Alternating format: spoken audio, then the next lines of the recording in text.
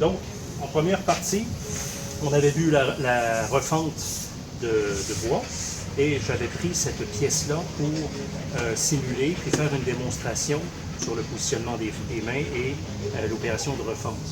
Je vais refaire une opération de refente, mais avec une pièce très différente cette fois-ci. Et la pièce de bois, que voici, qui est du bois massif et qui est beaucoup plus étroite que l'autre, hein, vous l'aurez remarqué. Alors, l'opération se fait quand même différemment, puisque, en fin de compte, je vais devoir utiliser éventuellement le poussoir pour garder une opération sécuritaire.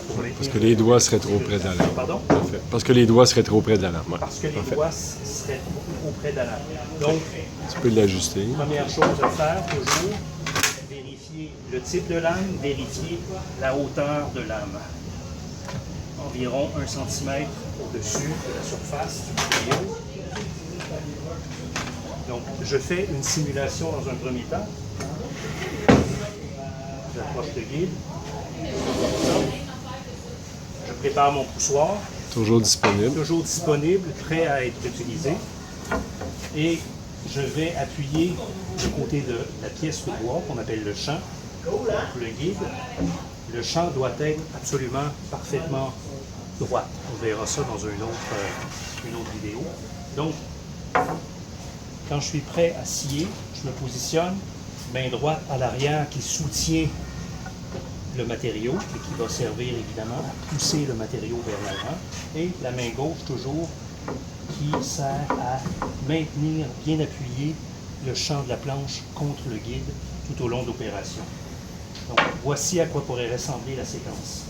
J'appuie ma pièce, bien appuyée aussi contre la table et je procède à l'opération de coupe.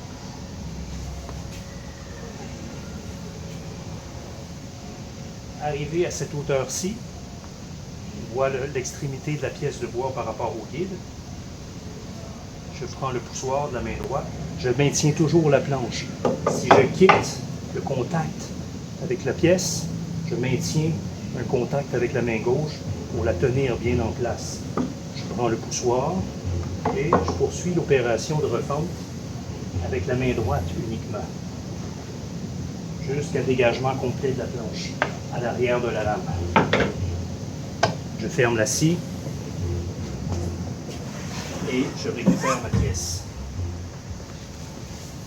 Donc, on va procéder à l'opération.